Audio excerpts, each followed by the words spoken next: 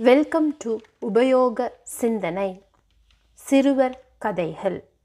தலைப்பு கிளி பறவைகள். வாங்க கதை கேட்போம். மழை பெய்யாததால் காடு வறட்சியாக காணப்பட்டது.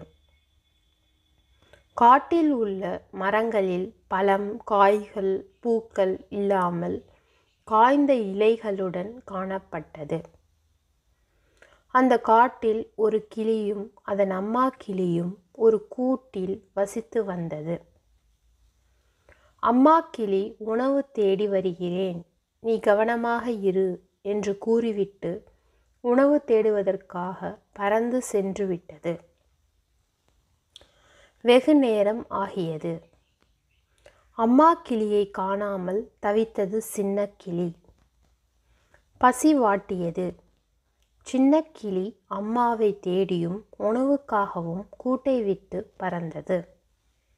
காட்டில் வழி தெரியாமல் பறந்து கொண்டிருந்தது.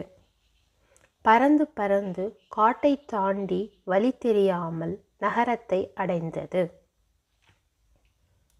நகரத்தில் நிறைய வண்டிகள், மனிதர்கள் செல்வதை பயத்துடன் வேடிக்கை பார்த்து கொண்டே பறந்து சென்றது.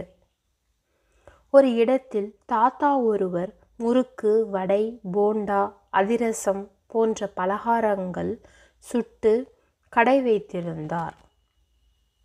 இதை பார்த்ததும் சின்ன கிளிக்கு உணவு கிடைத்துவிட்டது போல சந்தோஷமாக இருந்தது. உடனே தாத்தாவின் அருகில் சென்று ஒரு போண்டா தருமாறு கேட்டது. கோபமடைந்த தாத்தா, காலையில் இருந்து சரியாக வியாபாரமாகவில்லை என்ற கவலையுடன் நான் இருக்கிறேன், பத்தாததுக்கு நீ வேற ஓசி கேட்க வந்து விட்டாயா என்று அருகில் இருந்த விறகு குச்சியால் ஒரு அடி விட்டார். வலி தாங்க முடியாமல் கிளி தூரமாக சென்று அமர்ந்து கொண்டு அழுது கொண்டிருந்தது. தாத்தா விறகு குச்சிகள் போதவில்லை என்று உள்ளே சென்று எடுத்து வர சென்றார். இதுதான் சமயம் என்று அனைத்தையும் பார்த்த கிளி தாத்தா இல்லாத நேரத்தில் ஒரு போண்டாவை திருடி கொண்டு பறந்து சென்று விட்டது. அது ஒரு வீட்டின் காம்பவுண்ட் சுவர் மீது அப்பாடா என்று சென்று அமர்ந்தது. அந்த வீட்டில் உள்ள பூனை கிளியை பார்த்தது. அதன் அருகில் சென்று, கிளியாரே, இன்றைக்கு நீர் மிகவும் அழகாக உள்ளீர், ஒரு பாட்டு பாடும் என்றது.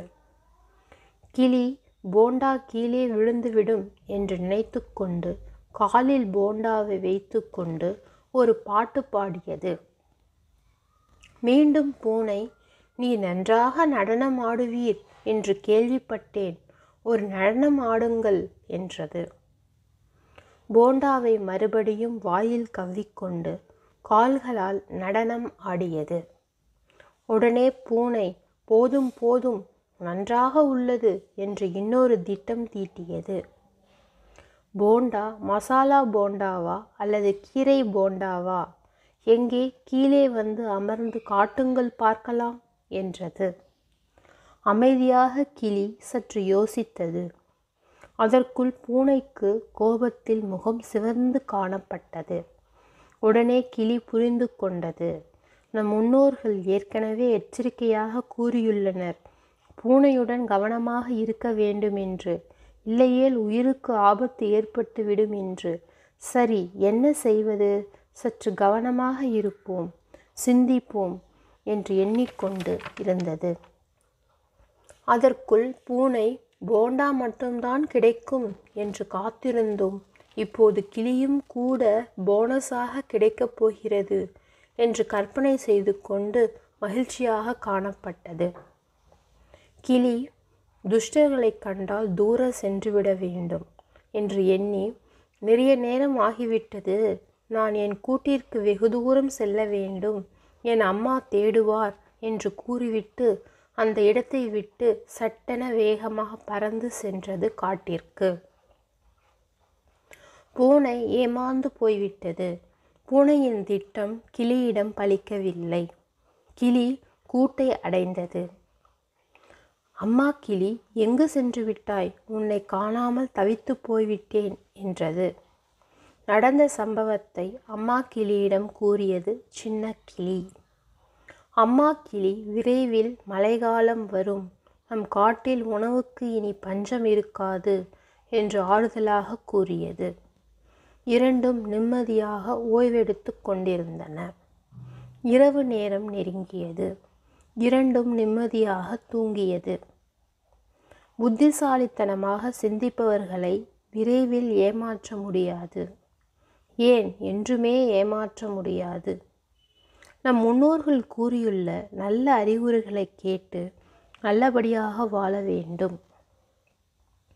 நல்ல செயல்கள் செய்ய வேண்டும். முடிவுற்றது. சரிங்களா?